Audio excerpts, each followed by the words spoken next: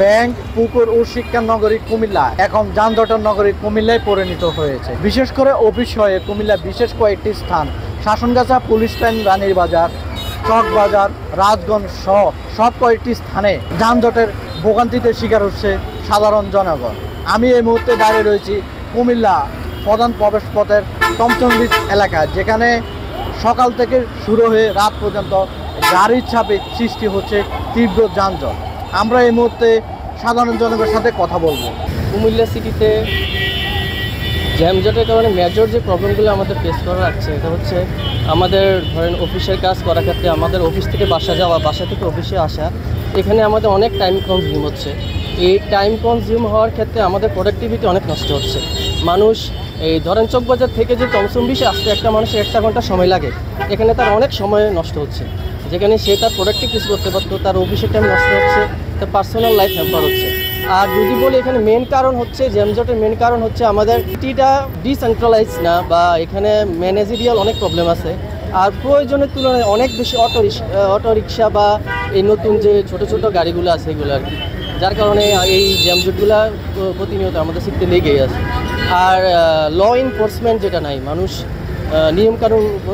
নিয়মকানুনের কোনো মানছে না, তাই যে যার ইচ্ছা মতো রাস্তার মাঝখানে সে তার প্যাসেঞ্জার উঠাচ্ছে, তার সামনে পিছে গাড়ি আসে নাকি না এটা নিয়ে তার মোটেও কনসার্ন না। এখানে ল এনফোর্সমেন্টের অনেক সমস্যা হচ্ছে, ওভারঅল ম্যানেজেরিয়াল অনেক প্রবলেম হচ্ছে। এটা যদি এই প্রবলেমটা যদি মিনিমাইজ করতে না পারে যে সিটি ম্যানেজমেন্ট বা যেটা বলেন এই ট্রাফিক জ্যামের যে ম্যানেজেরিয়াল যে সিস্টেমগুলো, তাহলে প্রতিনিয়ত এই জ্যাম বাড়তেই থাকবে।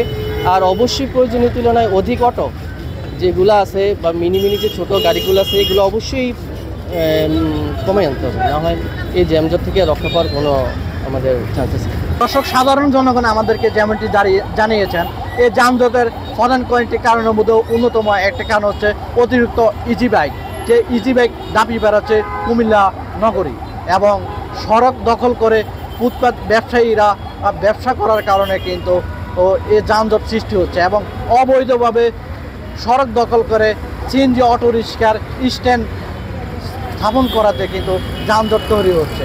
এখন আমরা সংশ্লিষ্ট কর্তৃপক্ষের সাথে কথা বলেছি, তারা আমাদেরকে যেমনটি জানিয়েছেন এই যানজট নিরসনে তারা সকল ধরনের পদক্ষেপ গ্রহণ করেছে। তবে সাধারণ জনগণ আমাদেরকে যেমনটি জানিয়েছেন এই যানজট দূর করার জন্য তারা যে দাবি জানিয়েছেন অতিরিক্ত ইজি বাইক কমিয়ে আনা এবং তার পরিবর্তে নগর পরিবহন ট্রেনের ব্যবস্থা করা, এবং যেই সব স্থানে দখল করে হকাররা ব্যবসা করছে সেই স্থান থেকে হকারদের উচ্ছেদ করে সড়ক প্রশস্তকরণ, এসব যদি সঠিকভাবে ব্যবস্থা গ্রহণ করা হয় তাহলে কিন্তু কুমিল্লার এই নগরে আবার সে যানজট মুক্ত নগরীতে পরিণত হবে।